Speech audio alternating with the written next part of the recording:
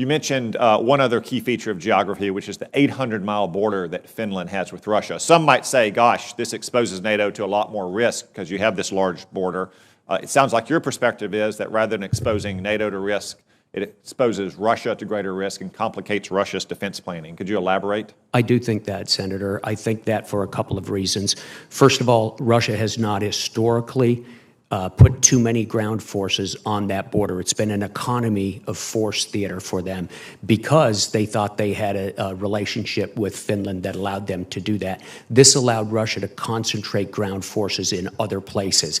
That possibility will now go away for Russia. In addition to that, the Finns, as I mentioned a moment ago, are absolutely expert in defending that border. I've personally gone on a snowmobile with the chief of the border guards and with the chief of the Finnish army down half the length of that border, and I was very impressed at their ability to defend it.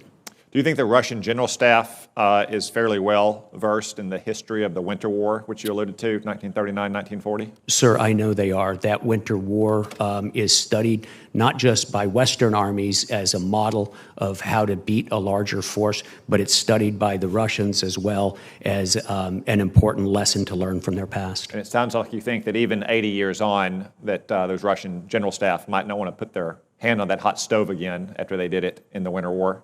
I would hate to put myself inside their head, Senator, but I wouldn't want to do it if I were them. All right. One final question. There was a report a couple days ago in the Wall Street Journal that the administration is considering sending special operation forces to guard the embassy in Kyiv. Can you comment on that report? Sir, I can't comment publicly on it, but we currently do not have any Marine security detachment with the embassy in Kyiv.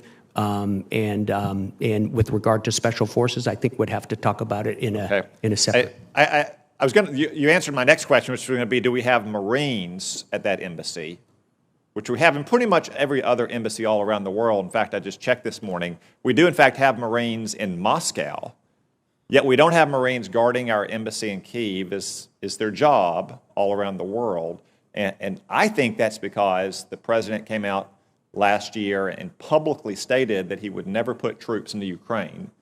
And now the administration is running around like a cat chasing its tail, trying to figure out how to let these Marines do their job at that embassy, just like they're doing in Moscow, just like they're doing at 5 diplomatic facilities in China.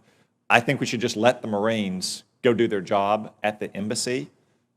This is another instance in which I'm afraid the president is self-deterring in a public fashion, which is sending the wrong signal to Vladimir Putin. So you don't have to respond, but you can take it under advisement. I think the Marines should be standing guard at the Kyiv embassy whenever you get confirmed.